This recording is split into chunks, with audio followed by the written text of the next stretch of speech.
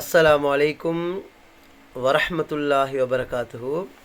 அன்பாந்தவர்களே, துனியா உலகம், இந்த துனியாண்ட என்ன மீனிங், என்ன கருத்து? மிகவும் தாழ்ந்தது, கீழானது, சீப்பானது. இந்த உலகம் அல்லாஹுடைய பார்வையில் ஒரு கொசியுடைய ரெக்க அளவுக்கு கூட பொறுமது கிடையாது, பிஹாட்டு அளவுக்கு கூட பொறுமதி கிடையாது. அப்படி பொறுமதியாக இருந்தால் அல்லாஹ் ஒரு காஃபிருக்கு ஒரு சொட்டு தண்ணி கொடுத்திருக்க மாட்டான், தண்ணி கொடுக்க மாட்டான். நபி ஸல்லல்லாஹு அலைஹி வஸல்லம் அவங்க சொன்னாங்க, ஒரு குப்பையில் ஒரு ஆடு செத்து கிடக்குது, அந்த செத்த ஆட்டின் அளவுக்கு கூட இந்த உலகம் அல்லாஹ்விடத்தில் பொறுமதி கிடையாது. அன்பாந்தவர்களே, கண்ணியத்துக்குரியவர்களே, இந்த உலகத்துடைய ஆசா பாசங்களை தலையில் தூக்கி வச்சு கொண்டு எத்தனை பேர் குடும்பத்தை பிரிஞ்சு வாழ்கிறாங்க, எத்தனை பேர் கோல் சொல்லி கொண்டு ஏமாற்றி கொண்டு அநியாயம் செய்து கொண்டு வாழ்கிறாங்க. அன்பாந்தவர்களே, கண்ணியத்துக்குரியவர்களே, இந்த உலகத்தில் வாழ தேவையான ஒன்றுமே இல்லை, முக்கியமான 4 விடயங்களும் இல்லை. முதலாவது என்ன இல்லை?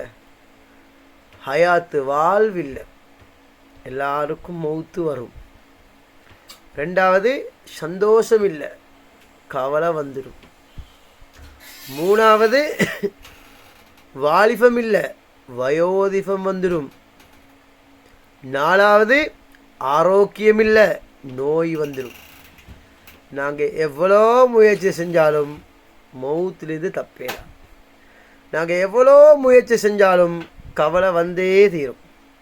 நாங்கள் எவ்வளோ முயற்சி செஞ்சாலும் நோயும் வந்தே தீரும், மௌத்தும் வந்தே தீரும். அதனால் அன்பார்ந்தவர்களே, இந்த உலகம் பொய்யானது. உலக இன்பங்களை கண்டு நாங்கள் மயங்கக்கூடாது. ஷைத்தாண்ட நோக்கமே எல்லாரையும் கொண்டு போய் நரகத்தில் போடும். அதனால் அன்பார்ந்தவர்களே, கண்ணியத்துக்குரியவர்களே, உலக இன்பங்களுக்கு நீங்கள் அடிமைகளாக ஆக வேண்டாம். சுவர்க்கத்தில் எல்லாமே இருக்கு, அங்கே மவுத் இல்லை, பசி வராது, ருசிக்குத்தான் சாப்பாடு, நோய் வராது, எந்த டயர்ட், எந்த கஷ்டம் இல்லை, இன்பங்கள் நிறைஞ்ச இடமே சுவர்க்கம். நாங்கள் சுவர்க்கத்துக்காக வேண்டி நாங்கள் அமல் செய்வோம்.